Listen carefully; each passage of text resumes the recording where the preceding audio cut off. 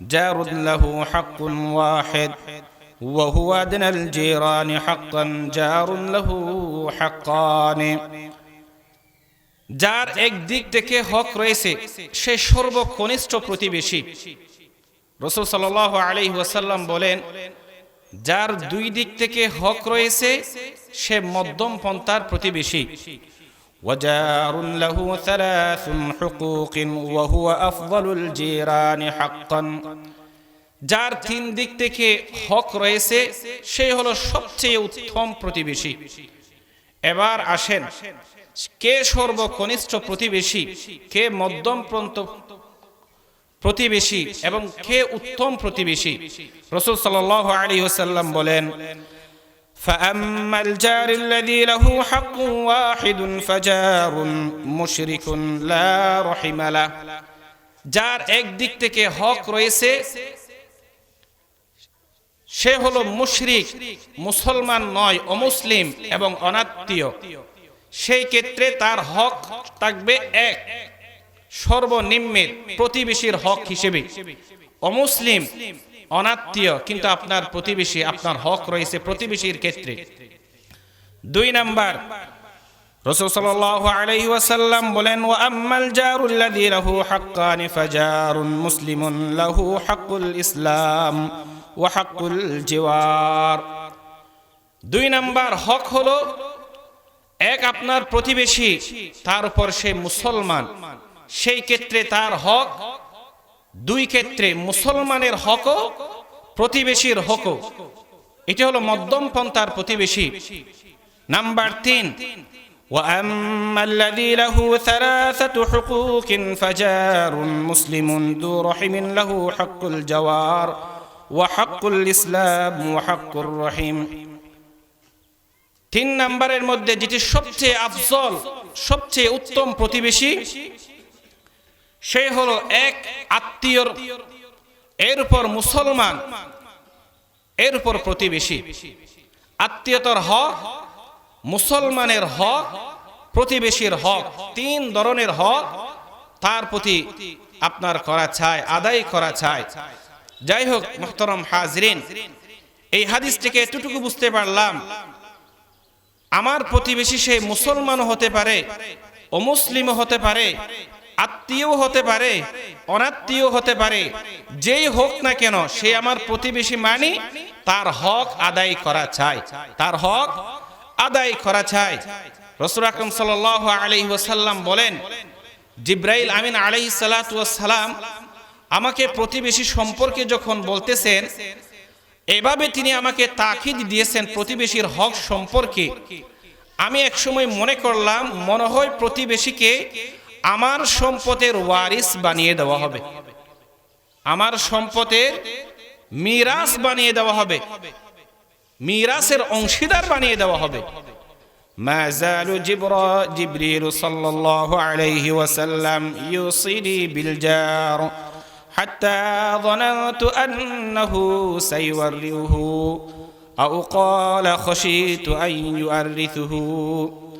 রাসূল সাল্লাল্লাহু আলাইহি ওয়াসাল্লাম বলেন, জিবরাইল আমিন আলাইহিস সালাতু ওয়াস সালাম আমাকে প্রতিবেশী সম্পর্কে এভাবে তাকিদ দিয়েছেন, এক সময় আমি মনে করলাম যেন প্রতিবেশীকে মিরাসের অংশীদার বানিয়ে দেওয়া হবে।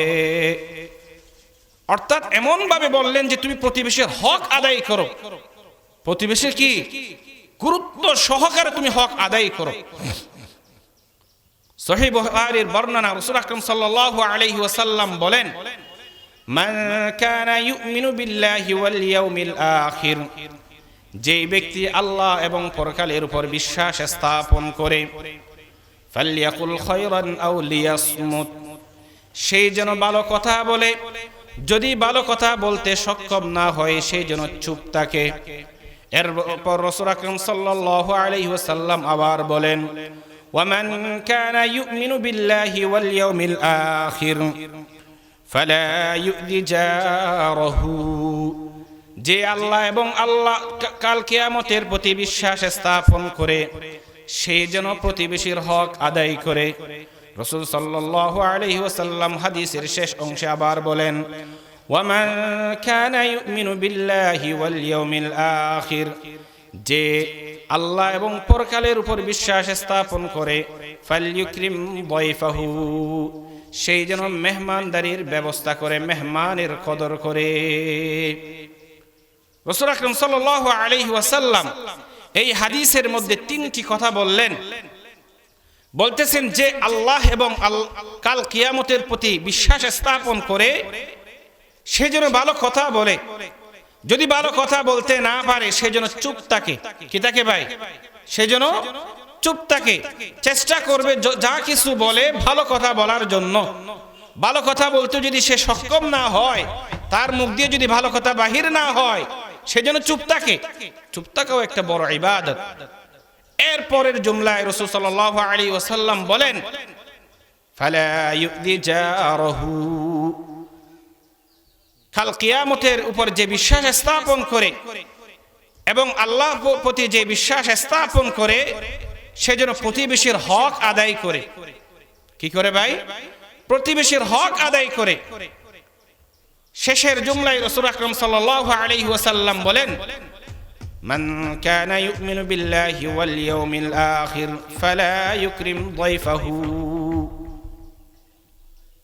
আল্লাহ এবং কিয়ামতের প্রতি যে বিশ্বাস স্থাপন করে সে যেন মেহমানদের কদর করে, মেহমানদের কদর করে। মুহতারাম হাজিরিন, রাসূল আকরাম সাল্লাল্লাহু আলাইহি ওয়াসাল্লাম আমার আলোচনার ক্ষেত্রে যে বিষয় নিয়ে আমি কথা বলতেছি, প্রতিবেশীর হক, রাসূল সাল্লাল্লাহু আলাইহি ওয়াসাল্লাম গুরুত্ব সহকারে এই হাদিসের মধ্যে বলতেছেন যে কি প্রতিবেশীর হক আদায় করো। অসংখ্য অগণিত হাদিস আছে যেখানে রাসূল আকরাম সাল্লাল্লাহু আলাইহি ওয়াসাল্লাম প্রতিবেশীর হক সম্পর্কে আমাদেরকে কি দিলেন? নির্দেশ দিলেন। শুধু তাই নয়, প্রতিবেশীদেরকে যারা কষ্ট দেয়, মানুষের অভিশাপ তাদের প্রতি পতিত হয়।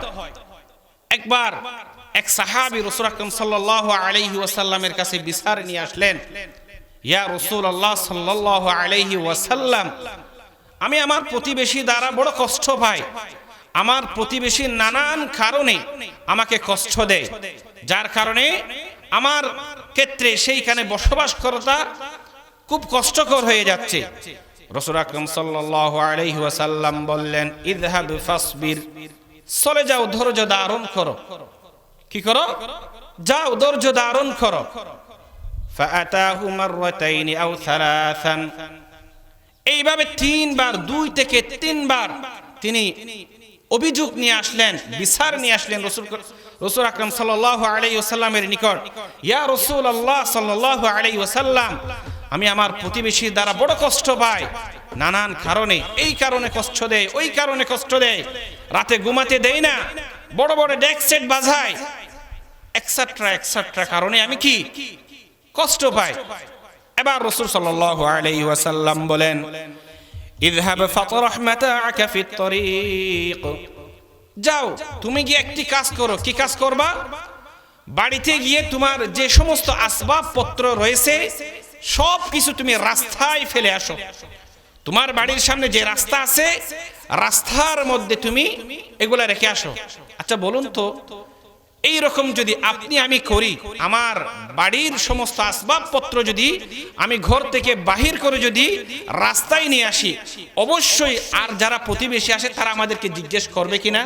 অবশ্যই করবে। বলবে যে ভাই কি হয়েছে আপনার? কি বাসা পাল্টে ফেলতেছেন নাকি বাড়িতে কোনো সমস্যা হলো?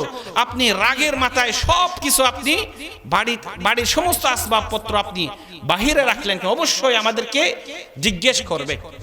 তেমনি ভাবে মানুষজন যারা আশেপাশের প্রতিবেশী রয়েছে তারা জিজ্ঞেস করলেন ওই সাহাবী থেকে, কি ভাই কি হলো আপনার, যে আপনার বাড়ির সমস্ত আসবাবপত্র আপনি কি করে নিলেন, ঘরের বাহিরে নিয়ে গেলেন, কারণ কি?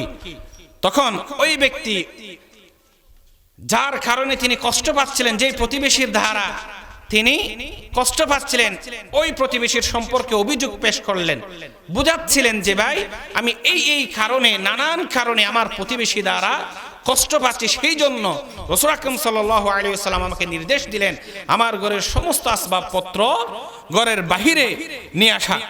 তখন ফাজাআলান নাসু ইয়ালআনুনাহু ফাআলাল্লাহু বিহি ওয়া ফাআলা। তখন আশেপাশের যে প্রতিবেশীরা আছে তখন ওই ব্যক্তির সম্পর্কে লানত দিচ্ছেন, অভিশাপ দিচ্ছেন যে যে অমুক ব্যক্তিকে আল্লাহ তাআলা এমন করুক তেমন করুক। সাধারণ ক্ষেত্রে আমরাও বলে থাকি, যদি কোনো ব্যক্তির অভিযোগ এইরকম শুনি যে রাতে ঘুমাতে পারি না, তাদের গানের আওয়াজে, তাদের সুরগুলের আওয়াজে বা তাদের কষ্টের কারণে আমরা দিন রাত কাটাতে পারতেছি না, বসবাস করাটা কি খুব কষ্টকর হয়ে যাচ্ছে, তখন আমরা কি সাধারণ ক্ষেত্রে ওই মানুষের সম্পর্কে একটা কি অভিশাপ দিয়ে থাকি, আহা মানুষটা বড় নিষ্ঠুর, বড় খারাপ ব্যক্তি। যখন শুনতে পেলেন যে আশেপাশের যারা প্রতিবেশী তাকে নিয়ে অভিশাপ দিচ্ছেন, লানত দিচ্ছেন, তখন ওই ব্যক্তির কাছে এসে ক্ষমা চাইলেন যে আমি আজ থেকে আর কোনোদিন আপনাকে কোনো কারণে কষ্ট দিব না। এই রকম পুনরাবৃত্তি আর হবে না। আর কি হবে না। তাহলে মুহতারাম হাজরিন, এই হাদিস থেকে এটাই বুঝতে পারলাম যে প্রতিবেশীকে যারা কষ্ট দেয়, মানুষের অভিশাপ তাদের উপর পতিত হয়, শুধু তাই নয়, অন্য হাদিসের মধ্যে রাসূল আকরাম সাল্লাল্লাহু আলাইহি ওয়াসাল্লাম বলেন যে যারা প্রতিবেশীর নিকট সবচেয়ে উত্তম প্রতিবেশী, সে আমার নিকট সর্বোত্তম প্রতিবেশী। সুবহানাল্লাহ। عن عبد الله بن عمر رضي الله تعالى عنه عن النبي صلى الله عليه وسلم قال خير الأصحاب عند الله خيرهم لصاحبه وخير الجيران عند الله خيرهم لجاره। আব্দুল্লাহ ইবনে আমর রাদিয়াল্লাহু তাআলা আনহু থেকে বর্ণিত, রাসূল আকরাম সাল্লাল্লাহু আলাইহি ওয়াসাল্লাম ইরশাদ করেন, তোমাদের মধ্যে যে ব্যক্তি সাথী সঙ্গীদের নিকট সবচেয়ে উত্তম সাথী, সে আমার নিকট সর্বোত্তম সঙ্গী সাথী। আর তোমাদের নিকট যে সবচেয়ে উত্তম প্রতিবেশী, সেই হলো আমার নিকট সর্বোত্তম প্রতিবেশী। মুহতারাম হাজরিন, সবাই সর্বোত্তম প্রতিবেশী হইতে চায় কিনা? আল্লাহর নিকট সবাই সবচেয়ে উত্তম হতে চায়।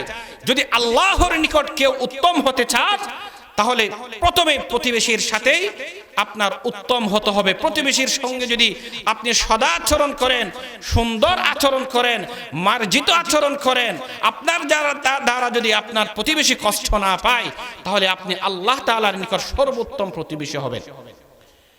শুধু তাই নয়, আমরা যে কাজকর্ম করি, এই কাজকর্মের সাক্ষী আমাদের প্রতিবেশী।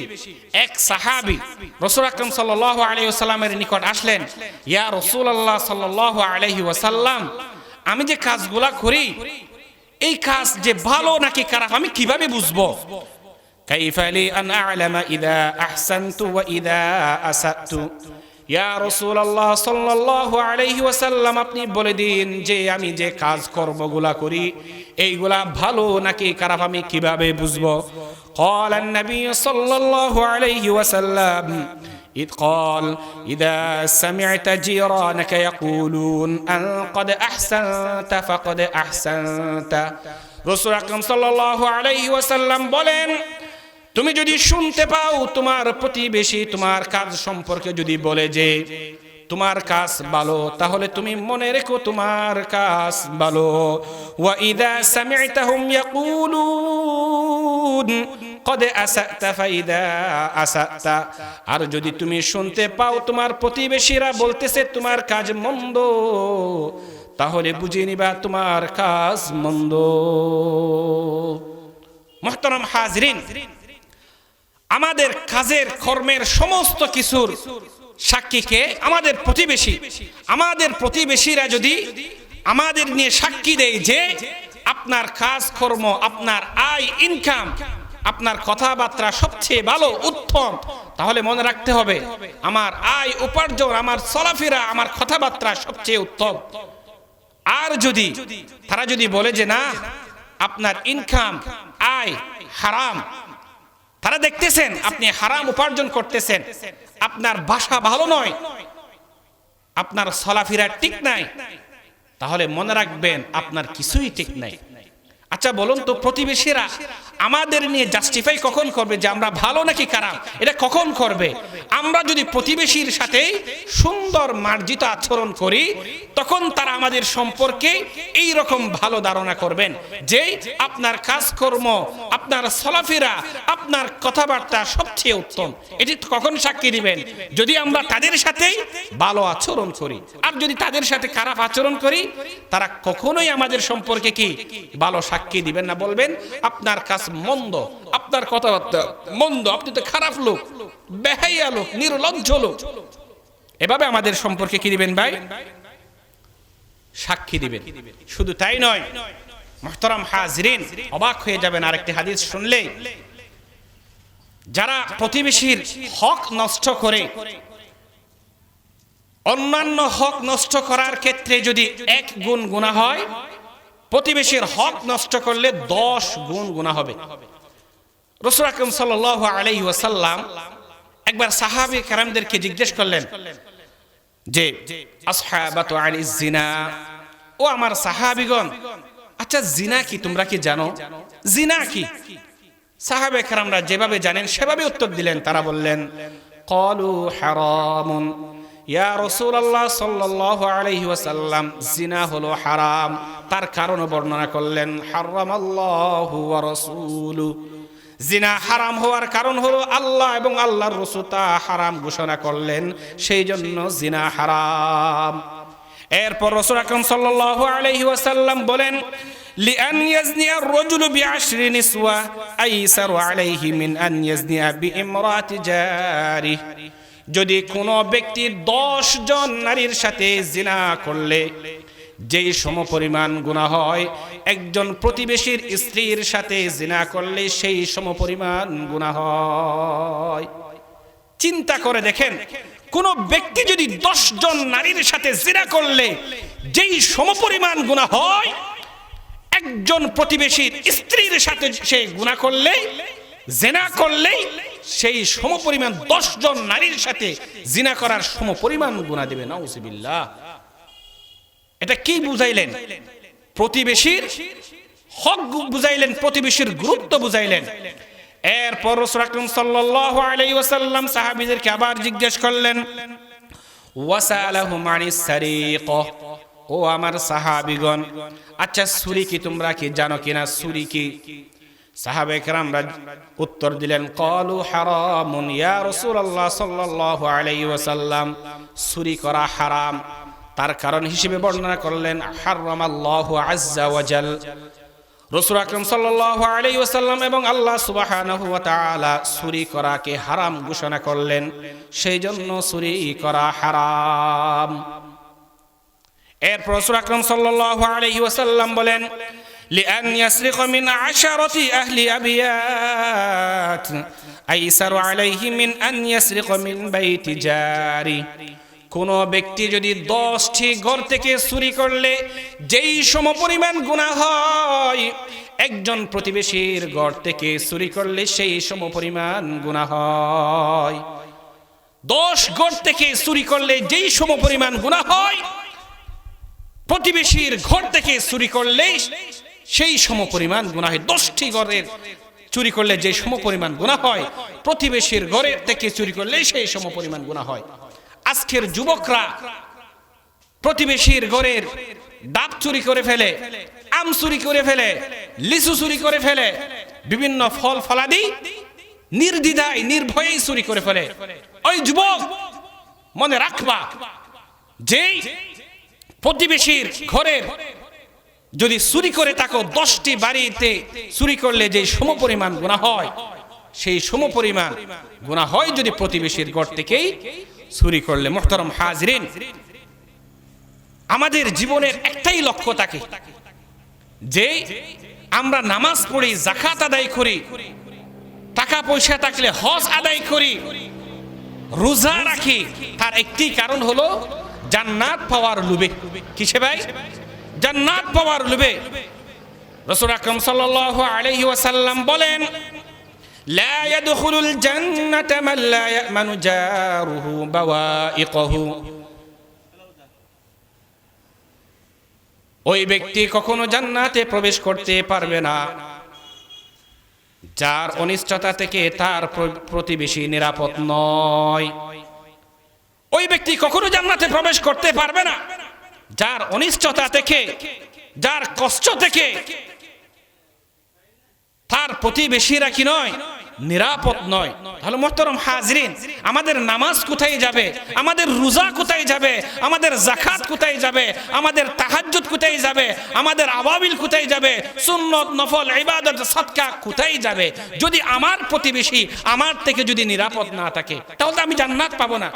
লা ইয়াদখুলুল জান্নাতা মান লা ইয়ামানু জারুহু বাওয়াইকা, কখনোই জান্নাতে প্রবেশ করতে পারবে না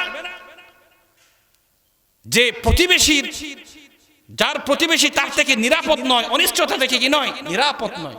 তাহলে মুহতারাম হাজরিন, আমি জান্নাতে প্রবেশ করতে হলেই আমার প্রতিবেশী আমার থেকে কি হতে হবে, নিরাপদ হতে হবে, তাহলে আমি জান্নাত পাবো।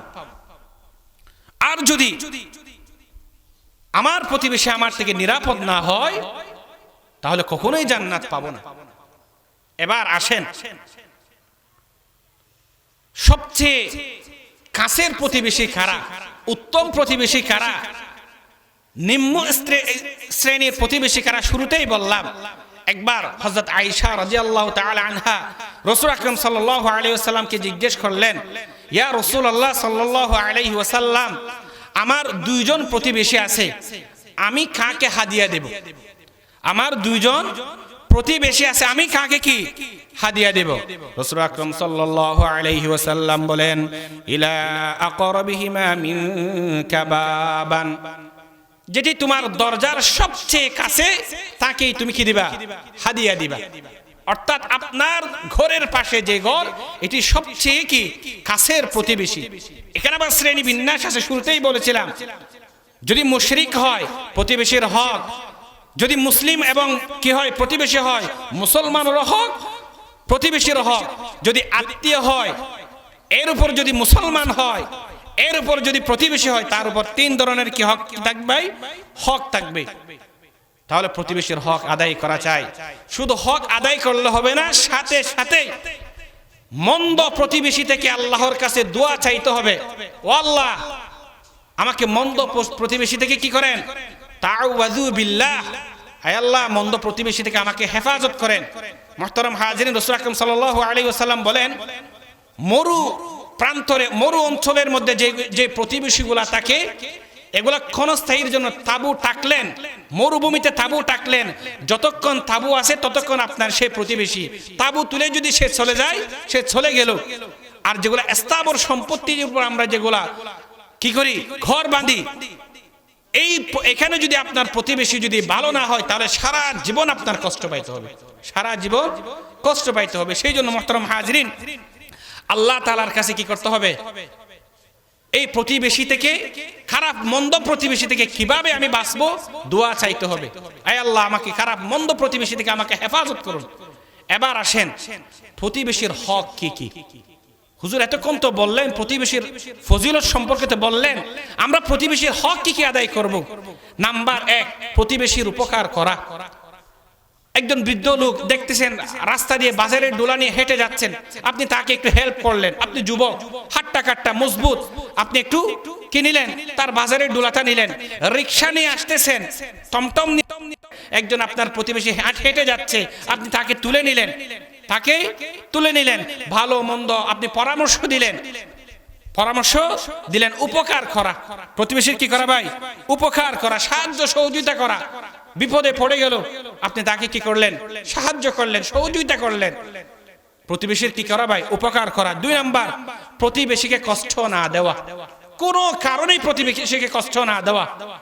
আপনার মেয়ের বিয়ে, আপনার ছেলের বিয়ে, আনন্দ ফুর্তি করতেছেন, বড় বড় ডেস্ক এনেই সারা রাত আর প্রতিবেশীকে ঘুমাতে দেন নাই, সারা রাত আর কি দেন নাই, ঘুমাতে দেন নাই। শুধু তাই নয়, এখানেই বস না, অনেক সময় দেখা যায় যে একটু হেঁটে গেলেই আমি আমার ময়লাগুলো এই যে সামনের যেটা আছে নালা বা যেটা বলেন এই নদীর মধ্যে ফেলে দিতে পারি না, আমি কষ্ট করব না, দরজার সামনে বা অন্যের ঘরের সামনে ফেলাই দিলাম, রাস্তায় ফেলাই দিলাম। ময়লা আবর্জনগুলা কি রাস্তার পাশে ফেলাই দিলাম, অথবা ঘরের যেগুলো আছে যে আপনার এগুলা কি বলে, হাল বা এই যে এটা দেওয়ালের ওই পাশে একটু গেট দিয়ে বাহির না হয়ে দেওয়ালের এই পাশ দিয়ে ফেলাই দিলাম, রাস্তায় পড়ে গেল মহিলাগুলা। অনেক সময় মা বোনদের এরকম করে মাছ টাছ বেশি দেওয়ালের এই পাশে ফেলে দেয়, রাস্তায় পড়ে গেল, আপনার প্রতিবেশীর হাঁটতে কষ্ট হয়ে যায়, মারাত্মক কষ্ট এটি। অনেক সময় দেখেন মরা মুরগি, মরা ফসা মাছ, দুর্গন্ধ জাতীয় জিনিস রাস্তায় ফেলে দিই, নাক দিয়ে এভাবে চলতে হয়।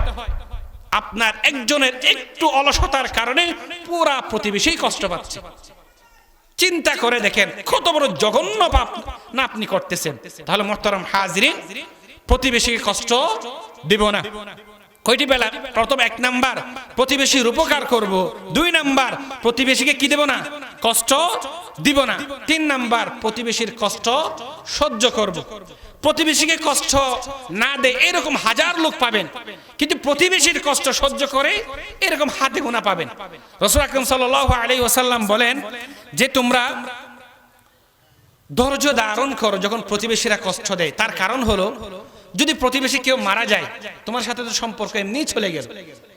ধৈর্য ধারণ করা, সবর করা উত্তম একটি কাজ, উত্তম একটি কাজ। ইমাম আবু হানিফা রাহমাতুল্লাহি আলাইহি সম্পর্কে বর্ণিত আছে যে ইমাম আবু হানিফা রাহমাতুল্লাহি আলাইহিকে তার একজন প্রতিবেশী পথের চলার মধ্যে বেশি কষ্ট দিতেন, রাস্তার মধ্যে কাঁটা জাতীয় বা কষ্টদায়ক জিনিস ফেলে রাখতেন। তিনি তারপরও ওই কাঁটাযুক্ত বা কষ্টদায়ক জিনিস রাস্তা থেকে সরে রেখেই চলাফেরা করতেন। হঠাৎ একদিন দেখলেন যে রাস্তার মধ্যে কোনো কাঁটা নাই বা কষ্টদায়ক জিনিস নাই। তিনি ভাবলেন আজকে কি হলো, রাস্তার মধ্যে কোনো কষ্টদায়ক জিনিস নাই কেন? তখন তিনি তালাশ করলে তিনি জানতেন যে আমার প্রতিবেশী আমাকে কি দেয়, এই রাস্তার মধ্যে এটি ফেলায়। তখন তিনি কি খোঁজ খবর নিলেন যে অমুক ব্যক্তির কি হলো। তখন তিনি জানতে পারলেন যে কোনো কারণবশতে, কোনো ঘটনার কারণে তিনি জেলে গেলেন। কোথায় গেলেন? জামানার বড় ইমাম, তৎকালীন বাদশা পর্যন্ত তাকে শ্রদ্ধা করত, সম্মান করত, উচ্চ মর্যাদা ছিল। তো তিনি থানায় গিয়ে তিনি কি সুপারিশ করলেন ওই প্রতিবেশীর জন্য, সুপারিশ করে তাকে জেল থেকে রেহাই দিলেন। কিন্তু ওই প্রতিবেশী জানে না কেই রেহাই দিল, কেই সুপারিশ করলো। অবশ্যই কেউ এরকম জেল থেকে মুক্তি হওয়ার পর জানতে চায় যে আমার বিল কে করাইলো, আমার সুপারিশ কে করাইলো। তখন উনি যখন জানতে চাইলেন যে আমার সুপারিশ কে করাইলো, তখন তিনি ওই এলাকার মানুষজন বলতেছেন যে আপনার প্রতিবেশী জামানার বড় ইমাম, ইমামে আজম আবু হানিফা রাহমাতুল্লাহি আলাইহি আপনার কি সুপারিশ করলো। তিনি তখন খুব বেশি লজ্জাবোধ হলেন এবং আবু হানিফা রাহমাতুল্লাহির কাছে এসে ক্ষমা চাইলেন যে আমি আপনাকে আর কোনোদিন কষ্ট দিব না, এতদিন আমি ভুলেই ছিলাম, এতদিন কি ভুলেই ছিলাম, আপনি আমার চোখ খুলে দিলেন, অন্তরের দিলের কি চোখ খুলে দিলেন। আজ থেকে আর কষ্টদায়ক জিনিস আমি আপনার জন্য না, প্রতিবেশীর জন্য আমি ফেলাবো না। তাহলে মুহতারাম হাজিরিন, মানুষের সাথে সুন্দর আচরণ করলে সুন্দর আচরণ পাওয়া যায়। সেই জন্য রাসূল আকরাম সাল্লাল্লাহু আলাইহি ওয়াসাল্লামের একটা শিক্ষা আছে যে শত্রুর সাথেও সুন্দর আচরণ করো যাতে শত্রু বন্ধু হয়ে যায়। সুবহানাল্লাহ। শত্রুর সাথে কি করো? সুন্দর আচরণ করো যাতে কি শত্রু বন্ধু হয়ে যায়। নাম্বার 4, প্রতিবেশীর দোষ দেখে রাখা। অনেক সময় আমরা থাকার কারণে, একসাথে থাকার কারণে অনেক দোষ কি হয়ে যায়, প্রকাশ পেয়ে যায়, প্রতিবেশী জেনে যায়। মুহতারাম হাজিরিন, এই প্রতিবেশীর ছোট বড় দোষগুলো আপনি কি করা, গোপন রাখা, প্রকাশ না করা, ডেকে ফেলা, মানে কিছুই হয় নাই, আপনি কিছুই জানেন না, এভাবেই চলাফেরা করা। রাসূল আকরাম সাল্লাল্লাহু আলাইহি ওয়াসাল্লাম বলেন মান নাফাসা আন আখিহিল মুসলিমি কুরবাতান মিন কুরাবিদ দুনিয়া নাফাসাল্লাহু আনহু কুরবাতান মিন কুরাবিল আখিরাহ। যেই ব্যক্তি কোন মুসলমানকে সাহায্য সহযোগিতা করবে, আল্লাহ সুবহানাহু ওয়া তাআলা কাল কিয়ামতের মধ্যে তাকে কি সাহায্য সহযোগিতা করবেন।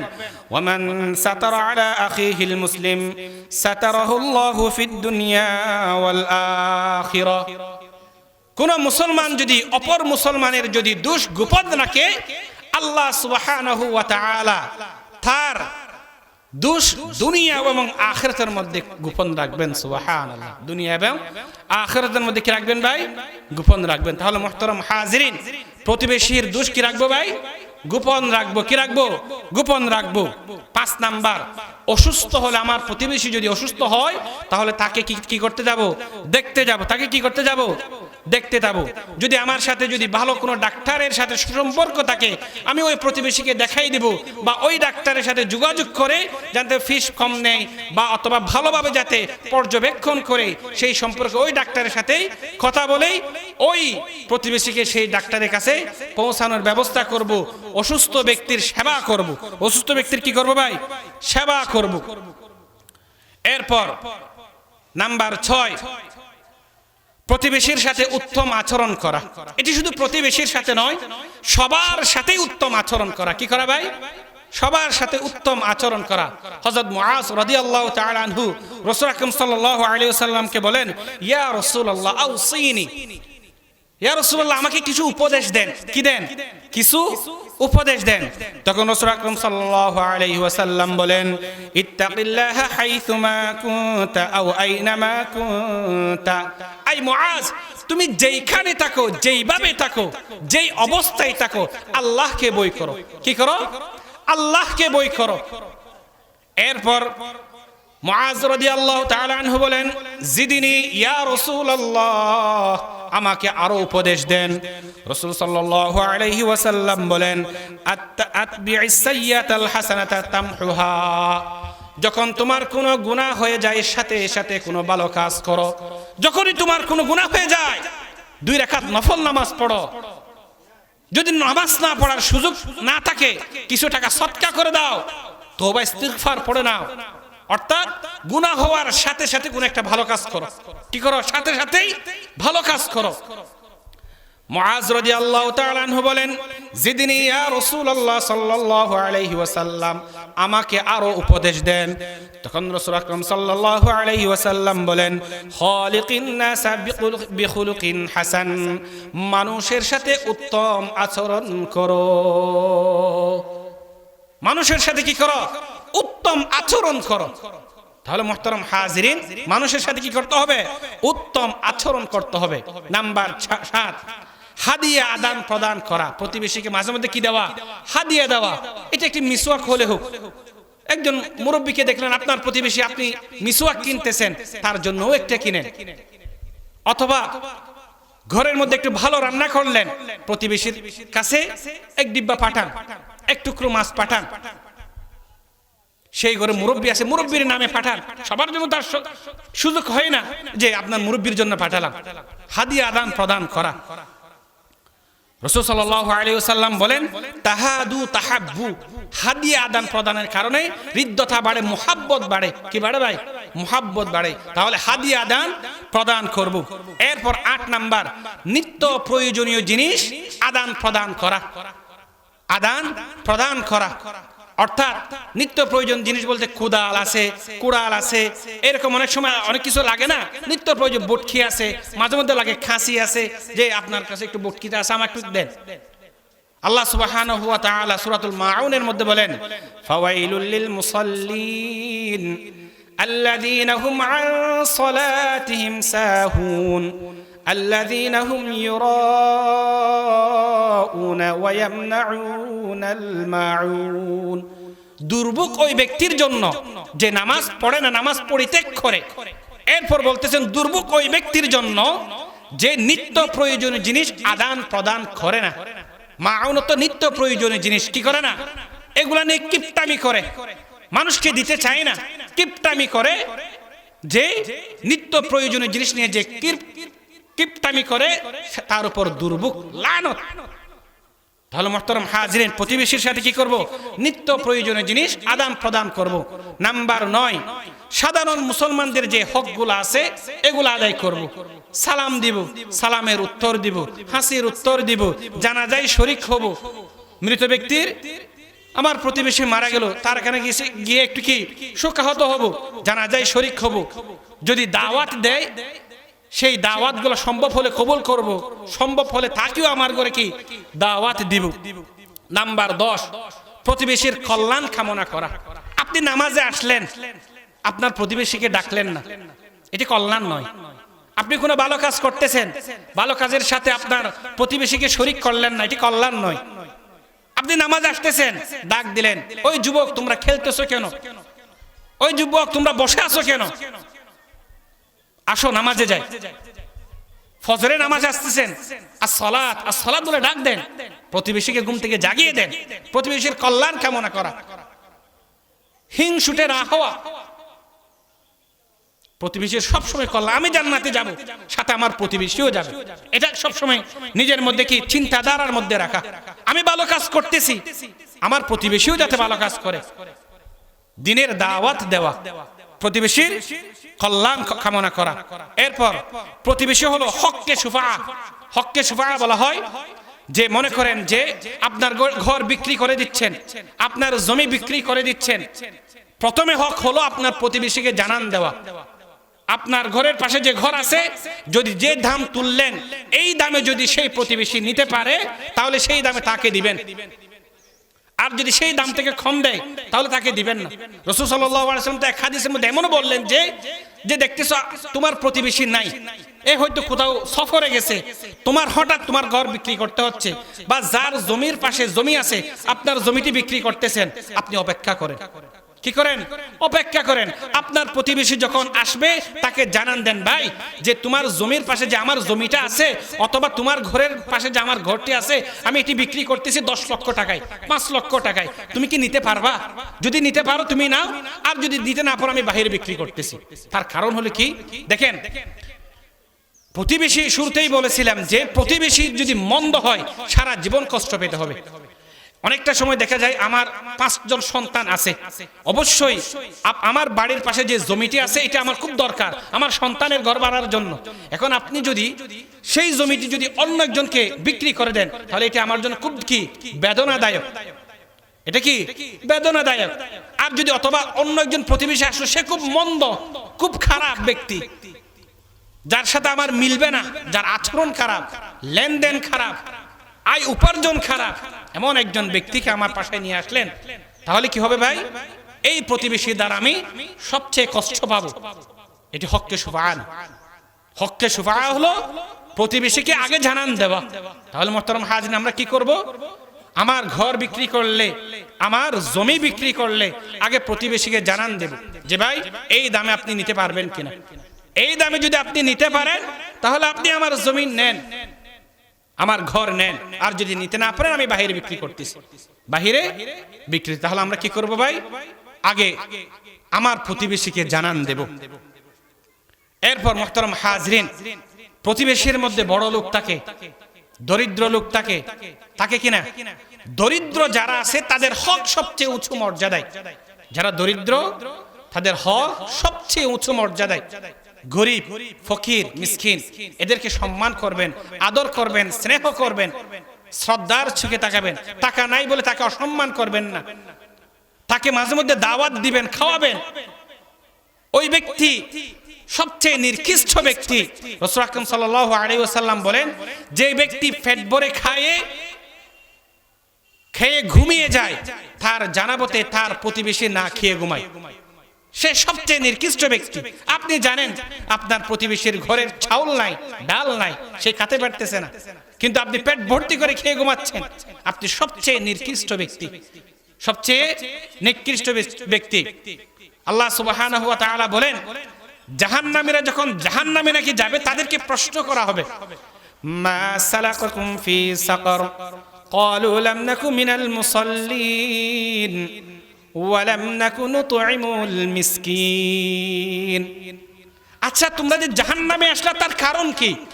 জাহান্নামীদেরকে প্রশ্ন করবে, মা সালাকাকুম ফি সাকার, তোমরা যে জাহান্নামে আসছো তার কারণ কি? তারা বলবে, আমরা দুনিয়ার মধ্যে নামাজ পড়তাম না, দুনিয়ার মধ্যে কি করতাম না? নামাজ আদায় করতাম না। ওয়ালাম নাকু নুতঈমুল মিসকিন, আমরা গরিব অসহায় মিসকিনদেরকে খাওয়াইতাম না। আমার টাকা ছিল, সম্পদ ছিল, আমি খেয়ে ঘুমাই যেতাম, আমার প্রতিবেশী না খেয়ে ঘুমাতো।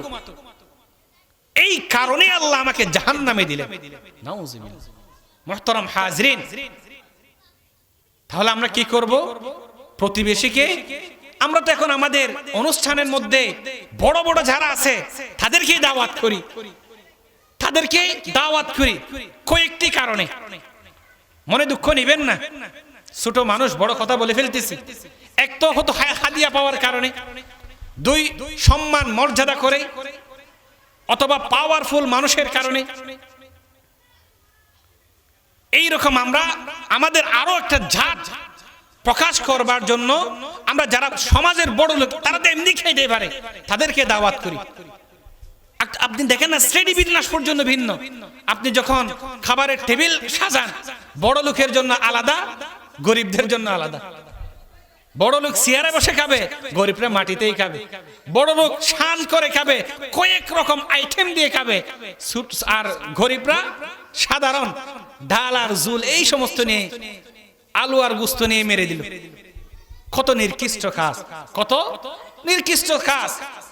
অথচ দরকার ছিল, আমি মেজবান করতেছি, আমি অনুষ্ঠান করতেছি, অন্যদেরকে খাওয়াচ্ছি, এই খাবারের হক সবচেয়ে বেশি হলো আমার প্রতিবেশী যারা সবচেয়ে গরিব আছে তারা।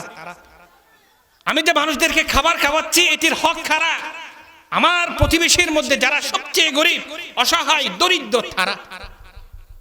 মুহতারাম হাজরিন, আল্লাহ আমাদেরকে হেদায়েত দান করুক, সহিহ বুঝ দান করুক। প্রতিবেশীর হক আদায়ের চেষ্টা করি, প্রতিবেশী উপকার করার চেষ্টা করি। আমার কি আছে? পাওয়ার আছে, ক্ষমতা আছে। আমি দেখতেছি আমার একজন প্রতিবেশীকে অন্যায়ভাবে জুলুম করে একটি মিথ্যা মামলায় জেলে দিল। আমার ক্ষমতা আছে, হয়তো আমি এখন পাওয়ারে আছি, আমার সরকার পাওয়ারে আছে, আমি দেখতেছি আমার চোখের মধ্যে কি সে নির্দোষ, আমি তাকে জেল থেকে রেহাই দেব, তার পাশে দাঁড়াবো, তার পাশে দাঁড়াবো। এটাই হলো প্রতিবেশীর হক। আপনি যদি এরকম করে ঘাড়ামি করেন যে না আমার ক্ষমতা আছে, কি হয়েছে, সে গরিব লোক হতে পারে, সে তার উপর মিথ্যে মামলা হইতে পারে, সে জেল কাটুক, তাতে আমার কি? এটি প্রতিবেশীর হক নয়। তাহলে প্রতিবেশীর হক আদায় করা চাই। মুহতারাম হাজরিন, শুরুতেই বলেছিলাম আমার প্রতিবেশী, সেই প্রতিবেশী সে মুসলমান হোক, অমুসলমান হোক, আত্মীয় হোক, অনাত্মীয় হোক, যাই হোক না কেন, প্রতিবেশী মানে প্রতিবেশী, তার হক আদায় করা চাই, আদায় করা চাই। এই প্রতিবেশীর হক আদায় হবে প্রতিবেশীর উপকার করে, প্রতিবেশীর দোষ দেখে রেখে, প্রতিবেশীর মাঝে মধ্যে কষ্ট কি করে সহ্য করে, প্রতিবেশী অসুস্থ হলে তার সেবা করে, প্রতিবেশী বিপদে পড়লে তার সাহায্য সহযোগিতা করে। আমরা প্রতিবেশীর কি পাশে দাঁড়াবো। আপনার প্রতিবেশী মানে আপনার শান্তির প্রতীক, আপনার শান্তির প্রতীক। আপনার প্রতিবেশী শান্তিতে থাকলেই আপনি শান্তিতে ঘুমাতে পারবেন। আপনার প্রতিবেশী শান্তিতে না থাকলেই আপনি শান্তিতে ঘুমাতেও পারবেন না। শুধু তাই নয়, দুনিয়াতেও নয়, আপনি আখিরাতেও ঘুমাতে পারবেন না। কেন? প্রতিবেশীকে যে কষ্ট দেয়, লা ইয়াদখুলুল জান্নাতা মান লা ইয়ামানু জারুহু বাওয়াইক, কখনোই জান্নাতে যাবে না যার অনিষ্টতা থেকে প্রতিবেশী কি নয়, নিরাপদ নয়। তাহলে মুহতারাম হাজরিন, এই প্রতিবেশীর পাশে দাঁড়াবো। আল্লাহর ওয়াস্তেই বলতেছি, গান বাজনা বা বিভিন্ন ধরনের সুরগুল, যে অত্যাচার অনাচার যেগুলো আমরা প্রদর্শন করি প্রতিবেশীর সম্মুখে, এগুলা থেকে নিজেকে হেফাজত করব। নিজেকে কি করব ভাই? হেফাজত করব, দৃষ্টি রাখবো আমার কারণে যাতে আমার প্রতিবেশী কষ্ট না পায়, আমার কারণে যাতে আমি যে কাজকর্ম করতেছি এই কাজের দ্বারা কি আমার কোনো প্রতিবেশী কষ্ট পাচ্ছে কিনা, এটি দেখবেন। অনেক সময় দেখা যায় আমার প্রতিবেশীর মধ্যে একটা যুবক আছে, হয়তো তার ইনকাম কম থাকার কারণে, অথবা একজন যুবতী আছে তার বাবার আয় কম হওয়ার কারণে বিয়ে দিতে পারতেছে না। পাশে দাঁড়াবেন, ওই যুবককে যেমনি করে হোক একটা কর্মস্থলের ব্যবস্থা করে দিবেন, ওই যুবকের জন্য একটা বিবাহের ব্যবস্থা করে দিবেন, ওই যুবতীর জন্য একটা ভালো দেখে ঘরের ব্যবস্থা করে দিবেন, বিয়ে শাদীর ব্যবস্থা করে দিবেন। এগুলো হলো আপনার প্রতিবেশীর হক, আপনার প্রতিবেশীর হক। আমরা প্রতিবেশীর হক নষ্ট করব না, মন্দ প্রতিবেশী হব না, ভালো প্রতিবেশী হব। কারা কারা ভালো প্রতিবেশী হব একটু আল্লাহকে হাত তুলে দেখান। আল্লাহ সুবহানাহু ওয়া তাআলা সবাইকে কবুল করুক। যা কিছু বলেছি আমাকে এবং আপনাদেরকে এবং পুরো জাতিকে, পুরো এলাকাবাসীকে মানার এবং বুঝার তৌফিক দান করুক। ওয়া আখির দাওয়ানা আলহামদুলিল্লাহি রাব্বিল আলামিন।